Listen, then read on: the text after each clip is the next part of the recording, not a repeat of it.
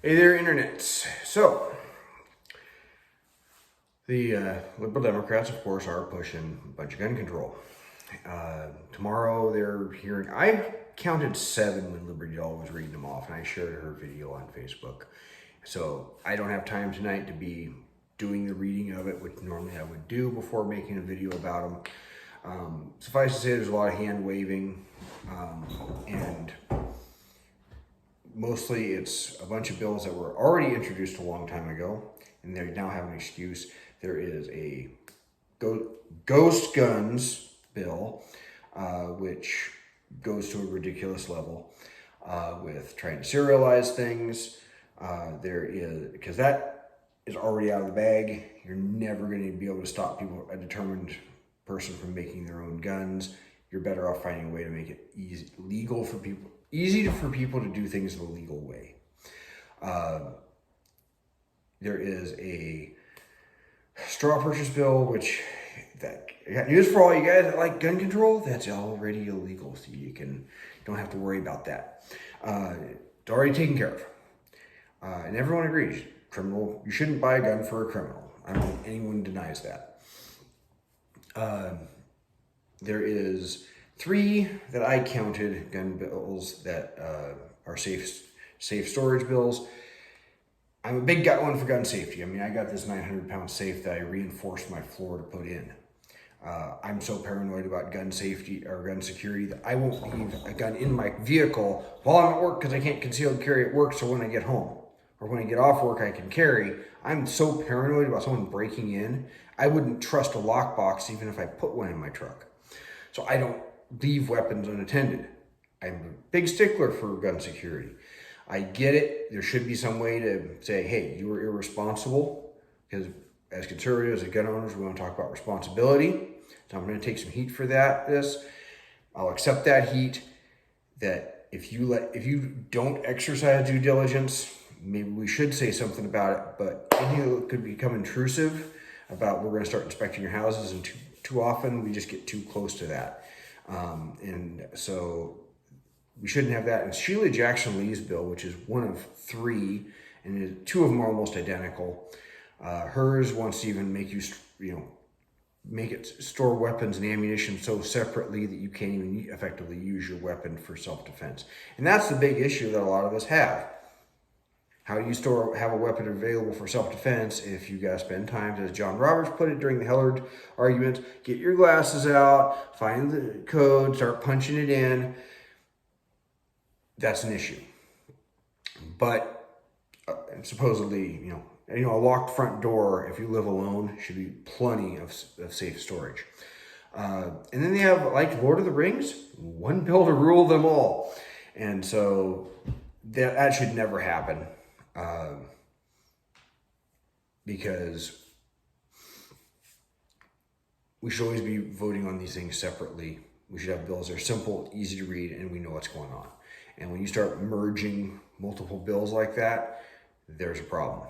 So by itself, that one should just go down.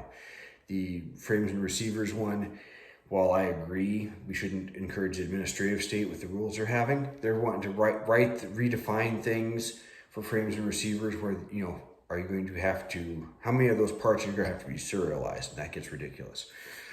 On other fronts, Joe Biden, of course, tried to say nobody should have to need a 9mm to defend themselves. And he is an idiot, like usual. Just like, his most intelligent thing was to say, get a shotgun, and then say that he tells his wife to let off 2 blasts out the back door. He followed, a smart statement with a completely dumbass statement. And again, he did this, talking about, 9mm blowing whole lungs out. And no, 9mm is your most common defensive handgun cartridge. Anybody can handle it, anybody can hit with it, or most people can, as opposed to a real cartridge like a 45, ACP, which I prefer, but that's beside the point. Of course, I would do the other end too with the 380 as the pocket pistol, but that's my preferences. I don't even own a 9mm, and it's actually weaker than some of the guns I do have. And then Canadian Dictator Justin Trudeau wants to freeze handgun purchases, so he moved to the backwoods in Canada. You're out of luck if you need a pistol for backpacking, or you get up in the far north and you want to have a 44 in case you run into a bear. They have Big Bear up there. you're out of luck, because Justin Trudeau is, of course, a wannabe dictator. He is an authoritarian. And they want to do a mandatory buyback of AR-15s and magazines and make you all ultra magazines permanently. He is showing the hand of the, because it occurred to me, I was trying to think it just occurred to me that across the English-speaking world, the liberal conservative ideologies have the same bases, even if most conservatives outside the United States are to the left of the average conservative in the United States. They decry what happened with their gun rights because they let it happen. They decry some of the less free market ideas, even if they don't want to go back toward liberty as much as the rest of us. But that's the long and short of the bills tomorrow. It's a lot of hand waving. Justin Trudeau, of course, is tipping the hand of what Democrats are really about. And I know I keep teasing that I'm going to be coming up with a real channel name besides my name in politics. I'm waiting to get back in my house and a couple other things. But long and short of it, all those bills are a lot of hand waving for a whole lot of nothing, because some of it's already illegal and some of it is a lot of areas where it's written by people that don't know about guns. If you want to do something effective, how about going after people that lie on Form 4473, which, oh yeah, that's right. That would mean that Joe Biden's crack addict son would have been prosecuted because he had to lie, because a prohibited person includes drug addicts. He was a crack addict.